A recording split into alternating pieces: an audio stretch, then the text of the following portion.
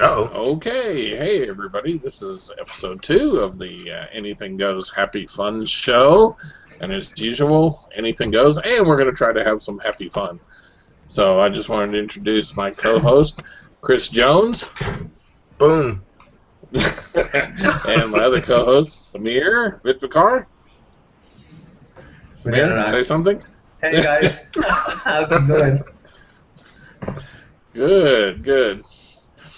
I just watched the first 10 minutes of Sharknado 3, which I gotta tell you, you can't miss it. Even if you only want to watch the first 10 minutes, you gotta watch the first 10 minutes of that because it's kind of crazy, but nothing else on TV like that today. As long as there's sharks, then I'm gonna watch it. Yeah, well, they just finished having Shark Week on Sci-Fi, so it's a must-see TV. See. But I wanted to bring up this week. I wanted to bring up about. I got a little blurb in my on my Facebook account about a little machine that University of Texas at Dallas has implemented, and what it is it's a bottle filler machine. And it kind of hooks to your water fountain, that you already have there. And what it is designed specifically for filling bottles, bottle water. And I think I can throw it up on my screen there for a second. And the neat thing about it is that it's got a little counter on it, so that every time somebody fills up a bottle with it, the counter increments, so you can just look at the thing and know. And they said that in the past year they've put these devices in 3 of the buildings, and they've saved over 200,000 plastic bottles just by having these little things attached to the water fountain. And gosh, I think that's just a good example of a device with probably it's fairly inexpensive. I don't know, I haven't really looked at it, but it's definitely making a big impact on the environment and how many plastic bottles we throw in the trash. So I just wanted to let everybody know that's, my tech thing of the week. It's a, good thing for the environment. I have a question. How do they know that they're actually saving those many bottles? Well, every time you fill up a bottle, it just increments a counter on the display panel. Nothing's really stopping somebody from, refilling like a Walmart water bottle, right?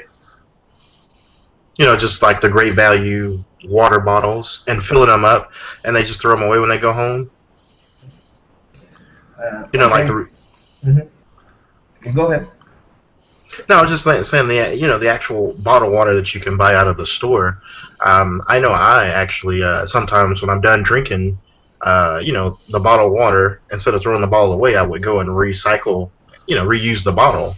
But at the end of the day, I end up throwing it away. So I guess they are saving it. Every time a refill happens, they just automatically say, well, at least we're saving a bottle, even though it could be a disposable bottle. And somebody could throw it away at the end of the day.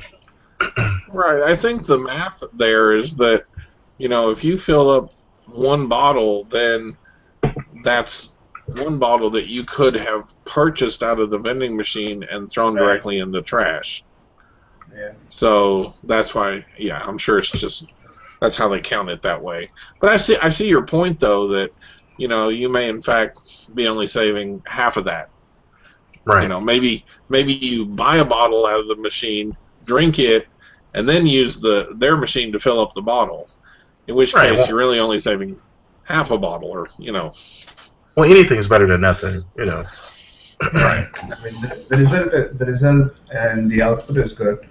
If not 200,000, then probably maybe they are saving 100,000 bottles. If even if they are not so many, because And the machine that they are putting on is more convincible for someone to just, it's more of alluring that you have to refill your bottle here before you think of buying a new bottle. Right. Right. It's a reminder, and I think that's one of the neat things about it, that it is a reminder, to be environmentally friendly. you see that device. It's like, oh yeah, I can use my bottle. I can refill my bottle as an option to just going to the vending machine and buying one, and that does make a difference. Now, I wonder if they had any legal ramifications from that. Just by the certain universities, they actually have contracts with Pepsi or Coca-Cola, and they have their own version of water that they sell in their vending machine. So I wonder, are they partnering with them, or are they kind of keeping that separate? Yeah, it's a good question. And I would hate to think that capitalism, gosh, would get in the way of being environmentally friendly. Profits over the environment. Weird. Right. Might happen. I can see it happening. So, but I just wanted to say, everybody, this is my challenge to everybody. Try to do something to make the world a little bit better place. It's all of our responsibility, whatever it may be. If we all did a little something, then it would all add up to a lot. But we have to care. We have to take that initiative. So Yeah. that's my soapbox for the week. Ta-da! So, just kind of spinning off the environment, Samir, in India, is there a real big push for like eco-friendly things and things that'll help out the environment, or is it still really capitalist? No, it's not. It's not that capitalist. It's more of an alarming thing for Asian countries because I think they're the one that have more of population, and more of population means that they are polluting more. But in a way, they have started many of the projects that say Go Green projects and environment friendly projects. Some projects are affiliated in the UN system, some are different projects, but basically what they are trying to do is they are just trying to reduce the landfill and trying to bring more recyclable things that people can use. And like for an example, like the use of polybag. I mean, they like first it used to happen that you used to get a polybag for free when you used to buy something from any of the store. But now they Right. charge you for that poly bag. So what people do is they bring their paper bag with them so that they can buy stuff and they can keep it in paper bag instead of paying for the poly bag. So it's it's a two-way process. Some way they are trying to keep control, some way people are trying to keep control of not polluting the environment. Right. Right, and speaking of polluting the environment, we didn't mention why it's a bad thing to be putting plastic into the landfills and who that benefits. Nobody. Chris Jones, you want to jump out there? Get everybody Yes. mad at you? I mean, this is a controversial issue because anything that's a plastic byproduct is waste from the oil companies, the oil industry. Each year, the oil industry is taxed on how much waste that it gets rid of. So the less waste that's thrown away by the oil company and actually distributed to certain organizations that have shopping bags and they're free with no charge. That's actually a write-off for the oil industry. There's tons of research that kind of proves that offloading that actually causes the consumer, us, to actually do more polluting than the oil companies. So on average, when I go to the store, I probably get 30 plastic bags. And those plastic bags, what do we end up doing with them? We actually throw them away. Well, not only that, but every container that you buy something in now is plastic. Right. So you got the plastic bags, you have plastic containers, Yeah, plastic everything. If you buy CDs, the case is all plastic. That's a byproduct of the oil company. just anything that you buy is a byproduct if it's a plastic. True. And then you get into the BPA free type of plastics, and they're more expensive, but those lack the junk that the oil companies are getting rid of. The biggest supporters are the shopping company or the shopping bags that you buy out of the store and put your groceries in. Those are the big, issues. Right, and gosh, you can research this on Google, but I'm pretty sure that it's been a while since I've read it, but I read an article that said that that basically what kind of happened was that we had a lot of waste products from oil production, and the oil companies needed to get rid of that waste product. So basically, I mean, that's where plastic came into the picture, because they invented, a plastic product that we could use and make out of that waste material. So, therefore, we basically have been modeled into consuming the waste products that, that the oil companies would probably end up paying more to dispose of had they not put it into the hands of the consumers and let us dispose of it for them. Right. So it's kind of a vicious cycle there, that we have gotten so hooked on plastics that, it's hard to buy a product that's not in plastic. Mm-hmm. Even vegetables, they give you a little poly bag, to put your vegetable in. Yeah. So, I mean, not only that, anything that you have, like in my office, I have a huge printer. It's all plastic. That is a byproduct from the oil company. I'm not saying all plastics that you see ever, inside of your house or inside of the store is all byproducts. But the thing about it is we don't know if they are, waste from oil companies or if the company is legitimately producing these plastics without the chemicals and toxics in them. And I think the most important question over here is, you cannot get things if they are not packed in a poly bag or a plastic.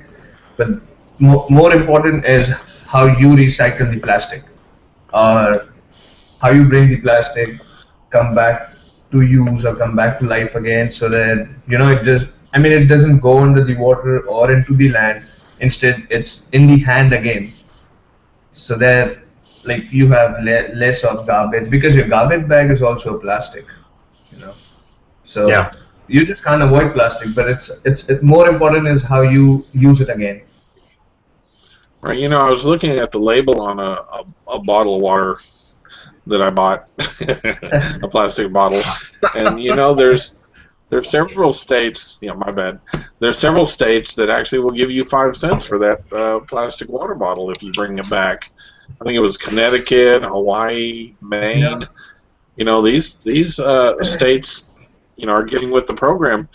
I was going to tell you, I remember when I was little, when I was growing up, seeing in the grocery store huge stacks of like Dr. Pepper bottles, glass bottles, and Coke bottles, and the reason is that you got money back for those, when you brought them back to the store.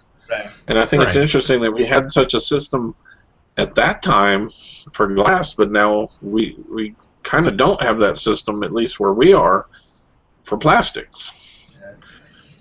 I experienced this thing when I was coming back to United States. When I was coming back, I had a halt in Germany, and there they had this thing about you take a water bottle for around 4 or 4.5 euros, and when you return the bottle, you get 25 cents for that bottle back. So they are somehow trying to use it again and again, so that it doesn't goes into the garbage. Instead, it can be used again. Right. Right. People need that incentive, to return those bottles. And like I said, I was happy to see that some states are actively doing that, for plastic bottles even. So that's a good thing. We can go back to the kind of the nitty gritty of an incentive. it's really hard for me to kind of fathom that we would have to get some kind of compensation before we want to actually save the earth. I would recycle if there was recycling places, and I need to do better on recycling just in general. But I don't really need an incentive. But most people, they say, "Hey, I need this extra 5 cents or 10 cents or 25 cents." But I wonder, how did we become as Americans needing that incentive and not wanting to be, at the top level of recycling and reusing our products that we consume? Right. Well, that's a very insightful thought you have there. We don't have time to answer that. No. Yeah. It's a long one. Hey, look at that. Chris Jones just drank out of an aluminum can. Ben. Yes. No plastic bottles. No plastic for you. I would bring. Go ahead. I wouldn't bring my bottle back in this video. My bad. I'll bring something aluminium. I got something here. But Chris, you didn't orient it where the logo showed in the camera. Oh. How are you ever going to get a kickback for that? Yes. Oh, Dr. Pepper. Yes. Very tasty. Very tasty. Go and buy one. Yes. There's your product placement for the week. Watch carefully in case you don't want to miss it. So, no, we are not sponsored by Dr. Pepper. But we could be. But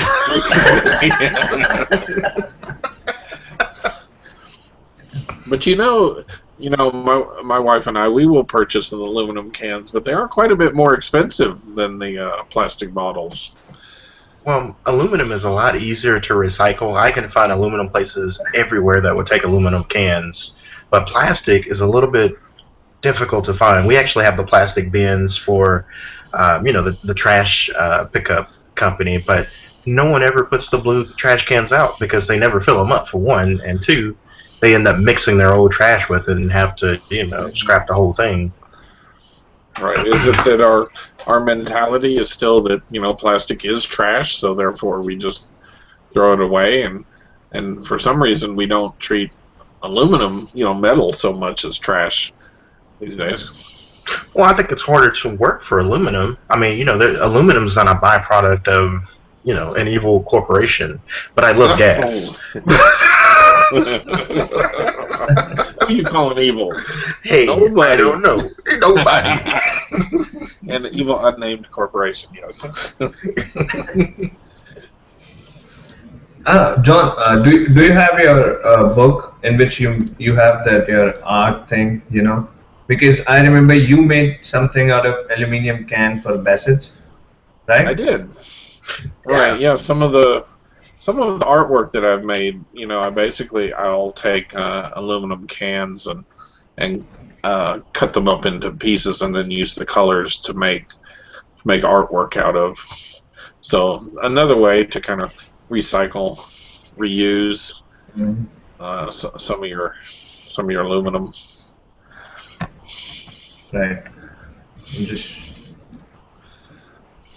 So where were we?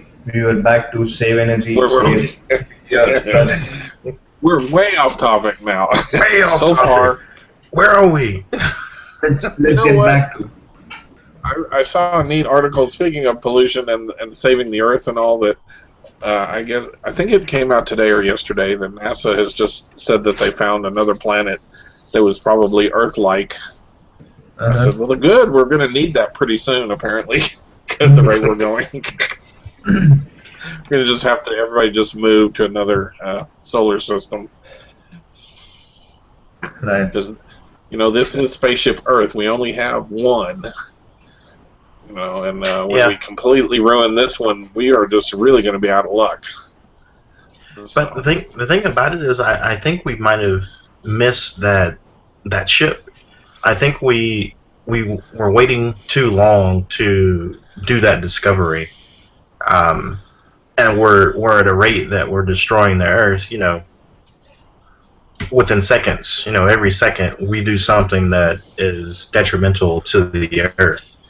I think that we're running out of time, and we might have already skipped that boat. Definitely in our lifetimes, within this show right here, that I don't think we would have time to recover just because of how much pollution we're doing and how greedy, a lot of industries have become, where it's more money oriented than human oriented. Mm-hmm. Well, that's a grim prognosis for sure. I'm not saying it's not. I'm not saying it's not possible. I'm just saying that we're really behind if we want to do something like that. The question I would have is, what is the point where people would say, well, what point do we have to get to where it's more important to save the planet than other things, than profits? And what is that point? Where is that? Well, there's not a point anymore. I mean, the gap between, the plain Joe that works and goes and tries to make money to pay for his, his necessities, and then there's the super rich where they can do anything they want to. Spaceship if they wanted to. They could build their own underground bunker. We won't ever see that point just because the gap between the wealthy and middle class and lower class is so stretched out that. Right. Sounds like almost like a Logan's Run kind of thing, if you're familiar with that movie from the 70s, where basically everybody has gone to living underground, and because the surface became uninhabitable. So, but I think you're probably closer, because what's going to happen is the rich are going to be living underground. Everybody else is going to be left to their own devices, above ground. Mm-hmm. So I mean, you'll still have those organizations and groups that try to do something. I mean, we even have those groups now that the activists that want to actually make a difference and come up with solar-powered things and wind turbines and hydroelectric systems. But until then, I mean, you have, I think it's Elon Musk with Tesla. He has a great idea with his batteries and cars, but he's trying to make a profit so much for the profit shares in this company that he lost track of what he was actually trying to do, and that was build batteries that would sustain anything and that could run endlessly. Yeah, and that's a good point too. If you look at the very, very early inventors, whom so many things are based on, were they trying to make a profit? Was Benjamin Franklin trying to make a profit? He was actually in the dark. He needed a light bulb. So. He needed a light bulb. He couldn't invent anything because it was dark. I know. He only could invent during the day. It was high as a kite. Yes. So just a reminder, everybody, this is the Happy Fun Show. Yeah. I got something to share over here. I mean, Okay. one of my friends actually shared this page, and I'm not marketing this page, but as we are talking about plastic and use of plastic, I'll show you this thing. Where is my screen share? Okay. There we go. Yeah. So this is it. See, can you see my screen? Oh, Yes. So see, this is the use of plastic. This is something that you can put your phone on charge, and you don't have to keep it in your hand when you're charging. You can keep in this box. And this is one of the use. Then can you see over here the use of plastic again? See? yes. And plastic bottles especially. See, you can keep your pencil, your stationery in plastic bottle if you are not using them, if you don't want to recycle them. You can use this as a sprinkler. I like that. That's awesome. See? That is cool. It's a wagon and a sprinkler. You can grow if you want some garden thing in your outside your house, any sort of ecosystem, you can use this bottle to grow, or maybe you can even use this thing to grow vegetable if you want, because I think some of the vegetable need that packing of black mud and all those things, some humidity and and I think we have more options here. We got this thing out of plastic. This is a Coke bottle, and it can be designed as a gift wrapper or something. Yeah. I see. Then you got again. So this is my milk bottle that they used for making this thing. Like sort of varied art for children. I think this should be a dollhouse. Yeah, a dollhouse. Then you got this thing you can use a CD and the top of to make it look like a bouquet or something. Then you can use your plastic over here again. So this is what they did. I mean, this is some sort of architecture in which you can use plastic again in a decorative way. That's it.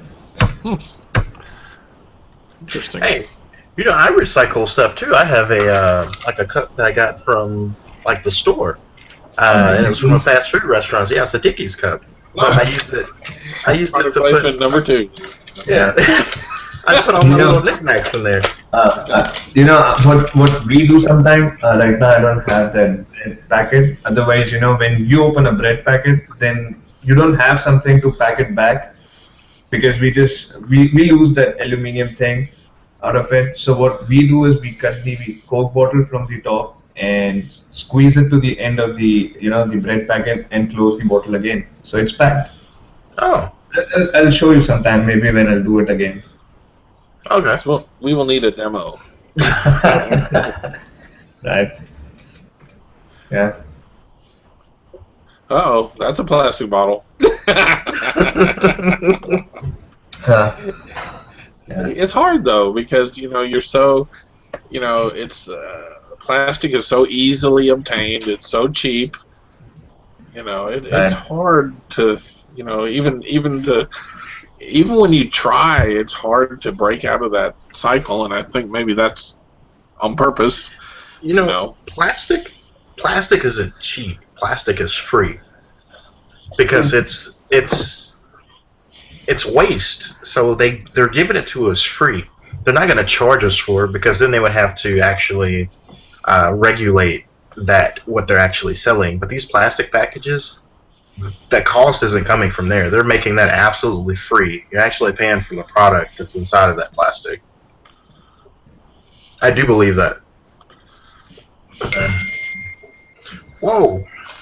Hey man, who was that? Crazy dance time. Yeah. So Samir wants to go cook his dinner. I went to Dallas to drop my friend, and yeah. Oh, that's fine, Samir. You can go ahead and do your dinner. Okay. That's no problem. Hey, but before we went, I did have the last show we talked about EEG devices, and I just wanted to bring up a couple of EEG devices. I do a lot of research now that there's EEG devices, and this is a little. Chris, what does EEG stand for? Ecological graph. That's a pop quiz. That's a pop quiz. Somebody put in the comments. I know it's electro something. Hey, look it up on Google, everybody. Just look it up on Google. I do a lot of research with it, but I never knew the acronym for it. Okay, I'm sorry. Go ahead. EEG. But what it actually does is it reads your brain waves. So your brain waves put out multiple frequencies: alpha, beta, theta, gamma, alpha plus, beta plus, and so on. So this is a device that came out by Mindwave, and you actually put it on.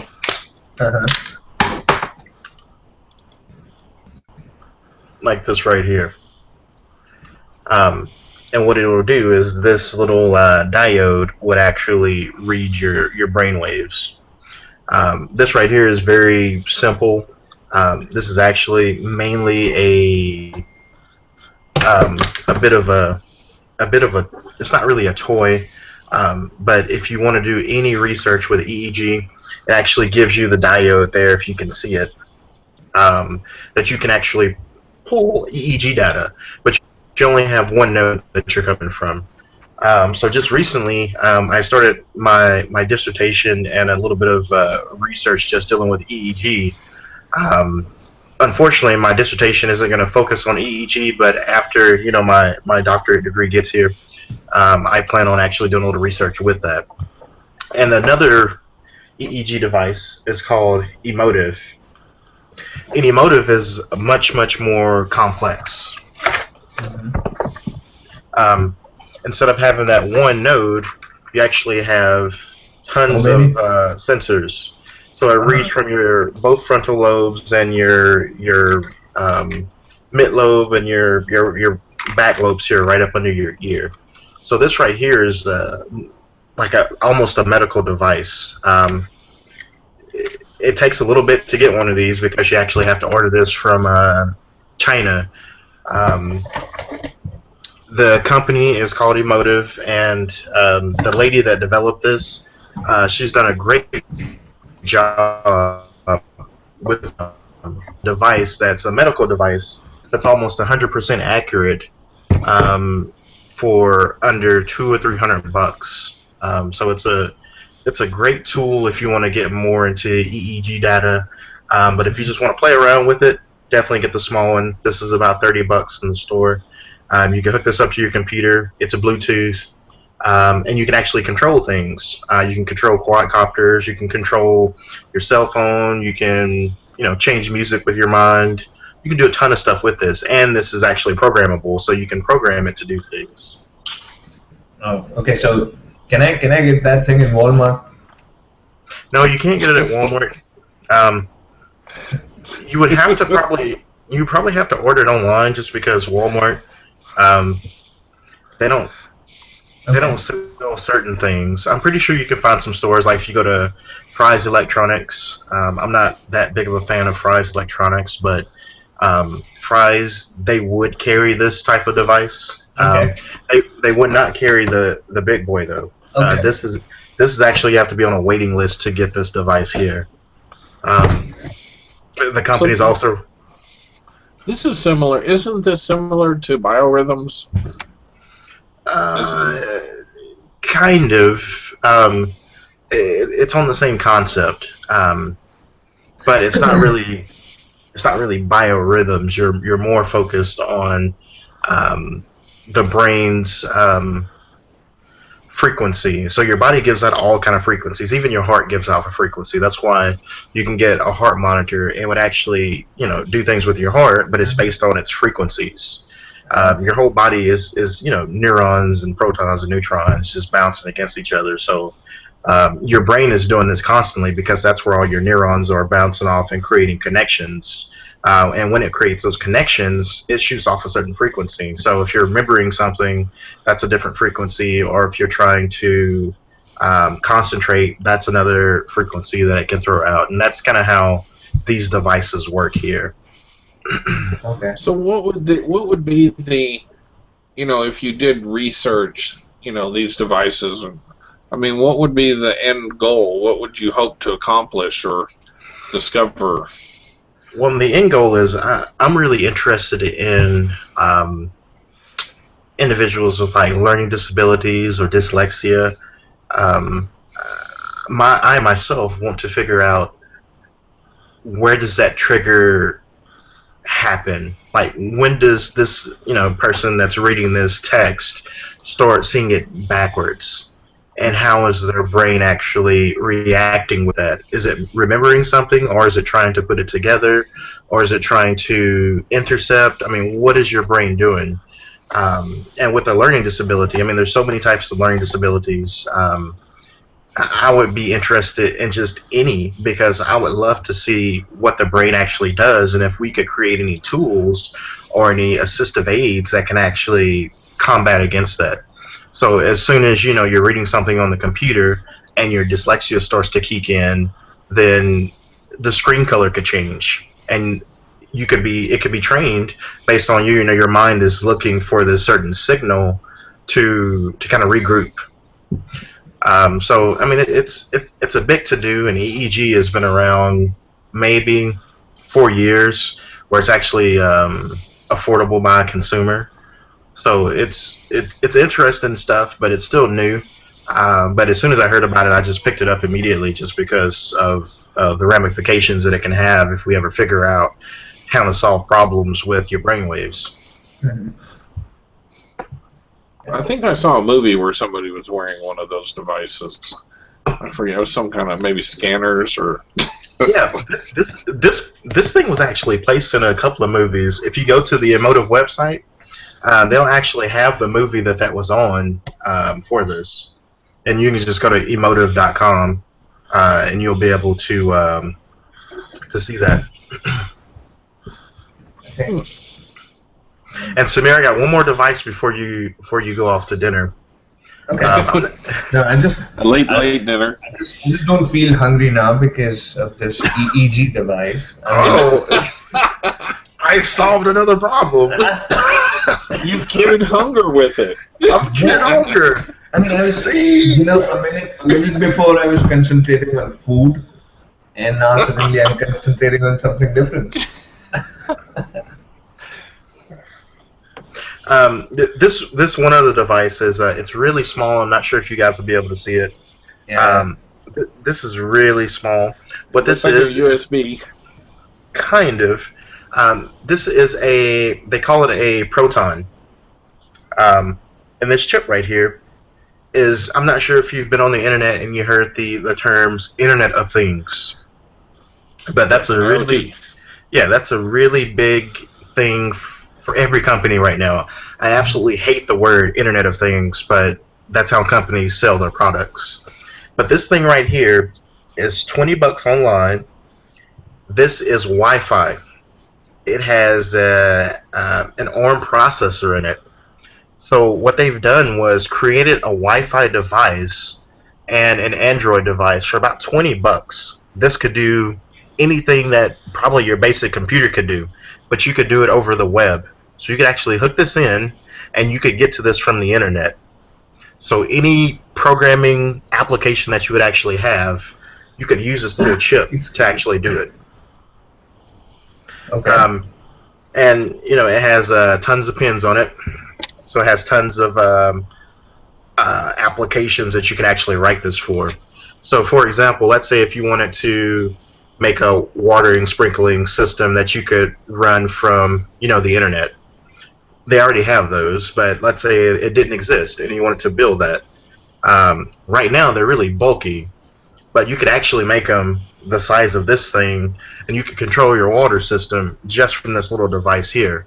And it's Wi-Fi, so that's the biggest thing. And if you wanted to program this chip over the web, you could. So if you actually built a product and you sold it to 1 million people, you could say, okay, it's time for an update. All you have to do is be on the internet, and we can send the update to your little chip. That's why I like this device here. It's just a cool thing, and I picked it up because I do like to dabble with microprocessors and things that you can actually plug up to the internet, and you can actually research with that. One could make us better people. Could help with recycling, could help with energy management, could help with anything. So this device, I'm really passionate about little devices that come out like this. This guy started this from his basement. He did a really good job. It has a couple of hiccups when it tries to connect to wireless, but as the thing grows, it's only a couple of weeks old. It was on Kickstarter, so it's a really good product. I see. Is the power supply? I mean, what kind of power do you hook up to it?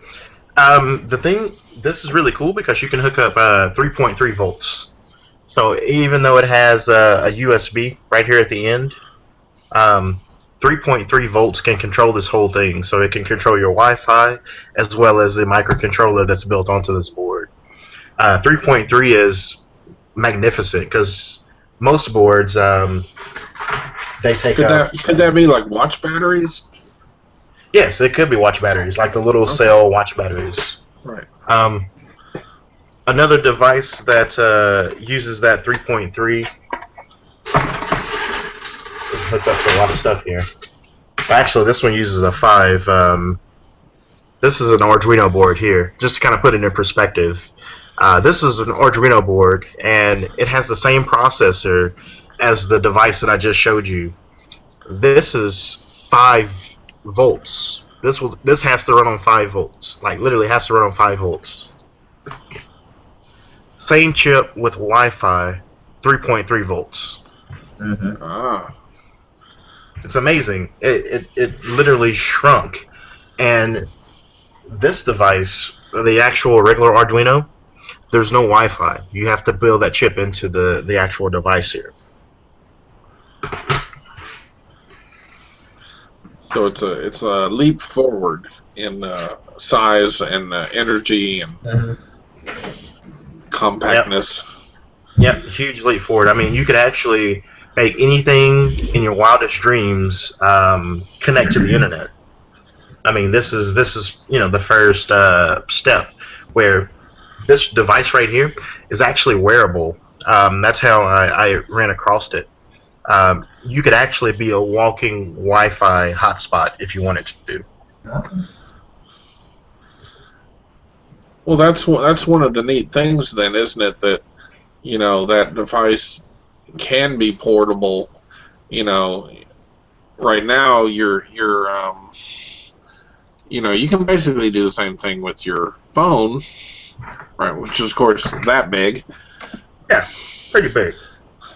But when you reduce the size, to 1 inch by 2 inches or something in that scale, then and I mean, and this is actually, the size of probably a credit card. If you look at the depth here, the little pins that are sticking up, those don't have to be there. Those are just for development. So you don't even need those pins. It's literally that thin. You guys can see how thin that is. Right. Didn't you tell me one time, Chris, that the human body generates a certain amount of electricity or voltage or something? Do you recall that? Yeah, we can generate about 1.2 volts. So that's why, have you ever been shocked when you pull stuff out of the dryer? And that's because you guys are running the same type of current. And it's kind of complicated to explain, but the reason you're attracted to whatever you're pulling out of the dryer, not only is it spinning inside of the dryer, when you pull it out, you're generating your own electricity as well. And it varies. So that's why, that you actually get that shock. So you're only 1.2. Yeah, static. You're only that 1.2 volts. So 1.2 volts can't really power anything yet, but it can charge things. So you could actually put a charger in somebody's shoe, and as much as a human walks per day, you could actually maybe charge your phone up or have enough charge inside of a battery to charge your phone up. Has somebody come out with a shoe that has a charger in it? I was about to say this thing. No.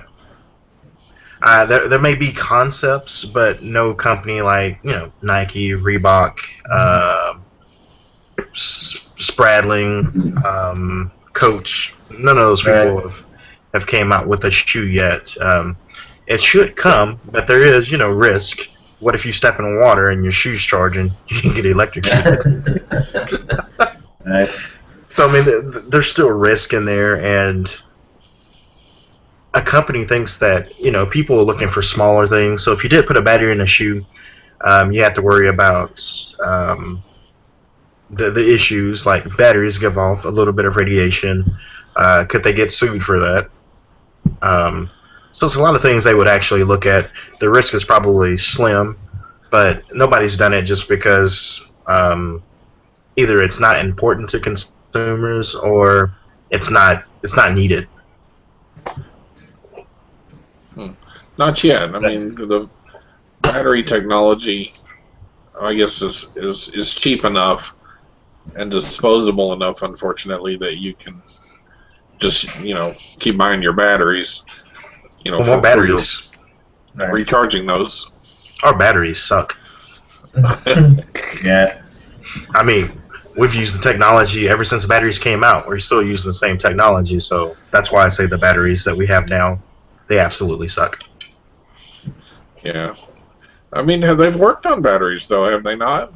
Yeah, they have worked on batteries. MIT has a really good project that I followed when I was working on my solar experimentations, where they created a nano battery, and a nano battery was actually about 1 billion cells inside of a small little box like this. It could actually power a car, just because it wasn't the mass, it was more of the actual cells and how the battery could be recharged. That was the biggest thing, for that nano battery. You're going to laugh, of course, but you can still buy today, if you go to the hobby store, you can buy a little potato clock battery thing. You provide your own potato, of course, and I always thought it was interesting that you could, you hook up 2 leads to it, and it does supply enough voltage that you can run a little LCD clock with it, just enough. I think, or maybe it took 2. I'm not sure which, but I always thought that was an interesting thing that, a potato basically can be a battery. Right. Potential battery. Yeah. I think. Yeah. And, actually, I think the potato. I just seen a. Go ahead. I was just going to say, I seen I think it was an image on one of the social networking pages that I'm on. They had like a row of lemons, and it was actually charging. It was some device. It was a big device. I think it was like an LCD screen, but it was like 4 little lemons, and they were lined up. It was about 6 of them, and they just hooked all kind of wires around them, and they had it hooked to a monitor, and it was powering it. Right. I think, of course, I'm not an expert on batteries, but I think, if I recall correctly, that the potato or the lemons are not actually the battery. They're just the conductor. What actually makes the battery is the 2 different materials that you use for the 2 leads. Like one will be copper and one will be iron, and they have a potential Can I build a battery? What do you got there? Duct tape and a Dr. Pepper can. Doctor, you're gonna need a voltmeter. Yes, next week we're gonna build a battery with a duct tape and a Dr. Pepper can. I'm bringing a potato. We'll all build our own batteries and see what we can power with it. So stay tuned, at your own everybody. risk. Yes, but we're talking about things that, those things are extremely low voltage, low current, almost no applications these days, but well, getting closer. 3.3 volts. If they can ever lower that voltage, maybe so. I want to power that with a potato. I do, badly. Maybe just a whole sack of potatoes. Just a whole sack of potatoes. I'll carry it around in my backpack so that I can power your little device. But they might, how potatoes, they get a little smelly when they get old, so. You just run to the store and say, I need more potatoes from my battery. Potatoes are actually fairly inexpensive, so I might be onto something here. You know what? I'm taking the batter out of my car and replacing with potatoes. Potatoes. Maybe could you replace it with mashed potatoes? Mashed potatoes with gravy. Yeah, don't forget the gravy. That's what makes it work. I don't want my car to get calories. Can I have a sweet potato? Oh, wait a minute. We're making Samir hungry again. He's thinking about potatoes now. Yeah, I'm back to food. Okay, guys. Well, I think we're about out of time for today. Thank you, Mr. Jones, Mr. Samir. Thank you. Any last words? I do have a last word. Oh, okay, here we go. No, this will be really quick though. Oh. And whoever watches this video can actually post in the comments. We were thinking about, recycling and plastics and those type of things. What is your opinion on 3D printers since they print with plastic? Good topic. And I do need to mention that if you want to find us on Facebook, if you just do a search for Anything Goes, Happy Fun Show, you'll find our Facebook group, and you can join us there, and we'll post various articles and movies out there on some of the items that we talk about on the show. So please join us. And I guess that's it for today. Next week we'll give away a free bucket of chicken. Yes. All right, guys. Thank you very much. We'll see you on the flip side. Yes. All right. See you guys. Good night.